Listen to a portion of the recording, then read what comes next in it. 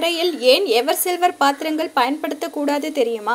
ஒரு வீட்டின் மகிழ்ச்சி, வளர்ச்சி, நிம்மதி, செல்வ வளம் ஆகியவற்றை தீர்மானிக்கும் இடமாக அந்த வீட்டின் பூஜை அறை கருதப்படுகிறது.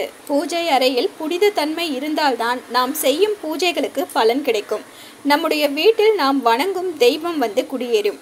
வீட்டின் அதிகமான நன்மைகள் நடைபெற வேண்டுமென்றால் பூஜை அறையில் நாம் பயன்படுத்தும் பொருட்களும் மிக மிக முக்கியமானதாகும். கோவிலில் பூஜை செய்வதற்கு எப்படி முறை உள்ளதோ அதே போல வீட்டின் பூஜை அறையிலும் பூஜை செய்வதற்கும் வழிபடுவதற்கும் தனியான முறை உண்டு.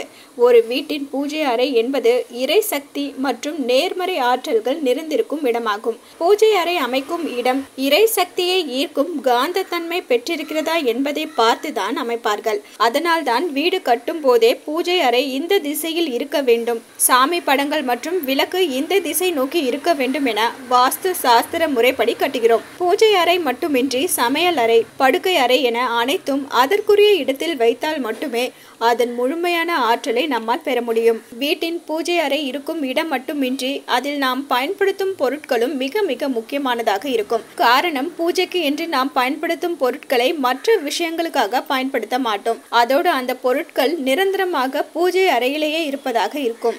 பூஜை அறையில் வைக்கும் சாமி படங்கள், சிலைகள், விளக்கு மட்டுமல்ல, அனைத்தும் தெய்வீக சக்தியை தனக்குள் ஈர்த்து அதை எப்போதும் நிலையாக வீடு முழுவதும் பரவியிருக்க செய்வதாக இருக்க வேண்டும். அதனால்தான் பூஜை அறையில் பயன்படுத்தும் பொருட்கள் எதனால் செய்யப்பட்டது என்பதையும் கவனிக்க வேண்டும் என்கிறார்கள். தங்கம், வெள்ளி, பித்தளை, செம்பு, ஐம்பொன் ஆகிய உலோகங்கள் தெய்வீக சக்தியும் நேர்மறை ஆற்றல்களையும் அதிகம் ஈர்க்கக்கூடியவை. அதே போல மண்ணால் செய்யப்பட்ட பொருட்களை பூஜைக்கு பயன்படுத்துவது மிக மிக சிறப்பு.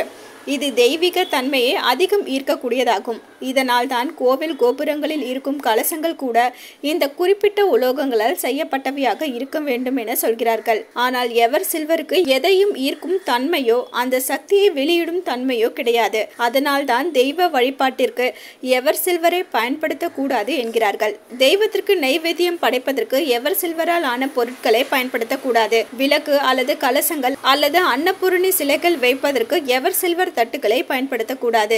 திருமணம் போன்ற சுப காரியங்களுக்கு அக்ஷதை, திருமாங்கல்யம் போன்றவை வைப்பதற்கு எவர் சில்வர் பயன்படுத்தக்கூடாது.